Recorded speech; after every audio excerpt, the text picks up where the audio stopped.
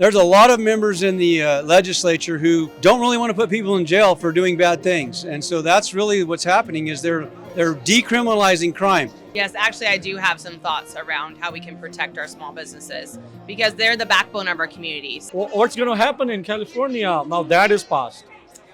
You want to speak about it? Sure. So SB553 was a horrible piece of legislation. It still It is. still is, yes.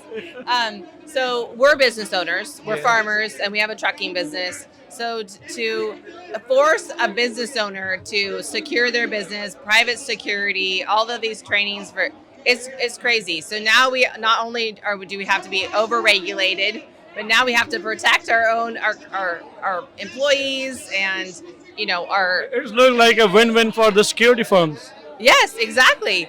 And so even recently they're putting up grants now so that business owners can apply for a grant to replace their windows of their businesses instead of That doesn't make any sense. No. Like if I'm not feeling safe, I'm not going to go in the business. no. And even the name of 553 was a violent workplace. Yeah. A violent workplace. So all of us that have employees, we understand workman's comp, how expensive that was going to raise our insurance, raise all of our regulation and our taxes and our fees. So we will definitely be fighting against any piece of legislation that puts another burden on our business owners in California. So I would say it was really an attack on the small business owner, the husband and wife that run a business, the small family businesses, your convenient markets where a lot of these thefts are happening, because the big box stores want you to just order from them and send it to your house. So those small businesses, those corner markets, the mom and pops, that bill was targeted at them because they are not going to be able to afford to do what the government should do is keep them safe. yeah. So I always hear from law enforcement and from other people, we are not going to catch it because the DA is not going to charge. But what's on that? Shouldn't the law enforcement still be doing their duty and still catching them? We can change the DAs maybe, but what do you think about that? Well, there's been an attack on law enforcement, quite frankly.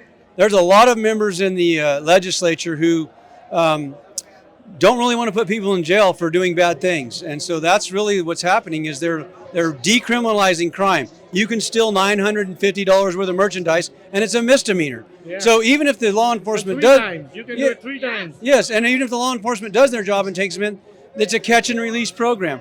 So we've been pushing for making these crimes crime, number one, and making them felonies so that people have to, there's punishment for their actions. Yeah.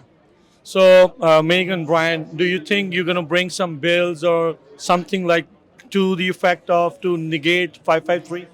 Yes, actually, I do have some thoughts around how we can protect our small businesses because they're the backbone of our communities. And so to continue to just over-regulate us and put the burden of crime, frankly, on the backs of businesses, it's gonna break the system. So, yes, I do have some thoughts about. Okay. And best of luck for your future. And I hope you guys enjoy more. And it's a great honor to talk to you always. And we hope the best things for California. Yes, well, thank you for having us again. As you're aware, Megan is running for my Senate seat, which represents Yuba County, Colusa, Butte, Tehama. So please vote for her and help her out because she will stand and do the right thing for religious freedom and for small businesses in California.